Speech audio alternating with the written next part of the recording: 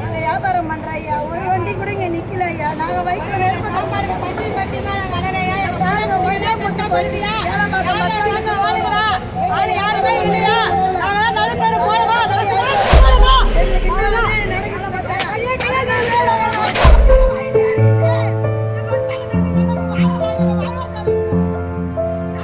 கிளாம்பாக்கம் பேருந்து நிலையத்துல வியாபாரம் செய்ய வந்த வியாபாரிகளை வியாபாரம் செய்யக்கூடாது அப்படின்னு சொன்னதுனால ஆத்திரமடைந்த நிலையில தாங்கள் கொண்டு வந்த பொருட்களை தூக்கி வீசி எரிஞ்சு தங்களோட வாழ்வாதாரமே போச்சு அப்படின்னு சொல்லியிருக்கிற இந்த வீடியோ இப்ப பரபரப்பை ஏற்படுத்தி இருக்கு.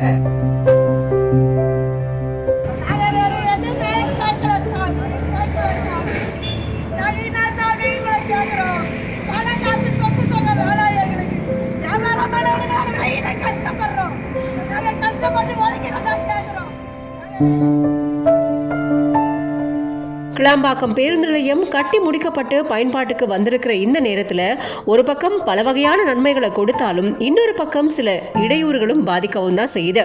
போக்குவரத்து நெரிசல் காரணமா சில பேருந்துகள் கிளாம்பாக்கத்துல இருந்து இயக்குற திட்டத்தை அரசு கொண்டு வந்திருக்காங்க. இதனால 80% பேருந்துகள் கிளாம்பாக்கம் பேருந்து நிலையத்திலிருந்து இயக்கப்பட்டு வந்துகிட்டு இருக்கு. ஆமணி பேருந்துகளும் கிளாம்பாக்கத்துக்கு வந்து போயிட்டு தான் இருக்கு.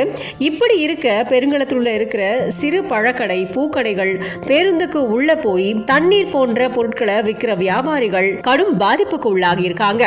இப்படிதான் கடந்த சில தினங்களுக்கு முன்னாடி அமைச்சர் சிவசங்கர் அவர்கள் கிளாம்பாக்கம் பேருந்து நிலையத்தை ஆய்வு மேற்கொள்ள போயிருக்காரு. அப்போ திடீர்னு அவரோட காலில் விழுந்த வியாபாரிகள் தங்களோட வாழ்வாதாரத்தை இழந்துட்டதாகவும் சொல்லியிருக்காங்க. இதுக்கான உரிய நடவடிக்கை எடுக்க கோரிக்கையும் வச்சிருந்தாங்க.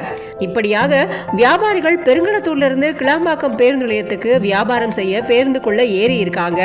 அப்போ உங்களுக்கு அனுமதி இல்லை அப்படின்னு காவலர்கள் அங்கிருந்து அவங்களை அனுப்பிவிட்டதா சொல்லப்படுது. திரும்பவும் பெருங்களத்தூருக்கு வியாபாரம் செய்ய நினைச்ச வியாபாரிகளுக்கு ஏமாற்றம் மட்டும்தான் மிஞ்சிச்சு. ஏன்னா பேருந்துகள் சரியா வராததுனால வியாபாரம் செய்ய முடியாம போய் இதனால ஆத்திரமடைஞ்சு தாங்கள் கொண்டு வந்த பொருட்களை தூக்கி வீசி எறிஞ்சிருக்காங்க. தங்களோட வாழ்வாதாரமே போச்சு அப்படின்னு சொன்னதாகவும் சொல்லப்படுது.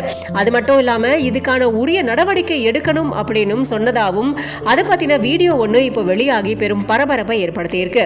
இதை பத்தி நீங்க என்ன நினைக்கிறீங்க அப்படிங்கறத கமெண்ட் பாக்ஸ்ல கமெண்ட் பண்ணுங்க.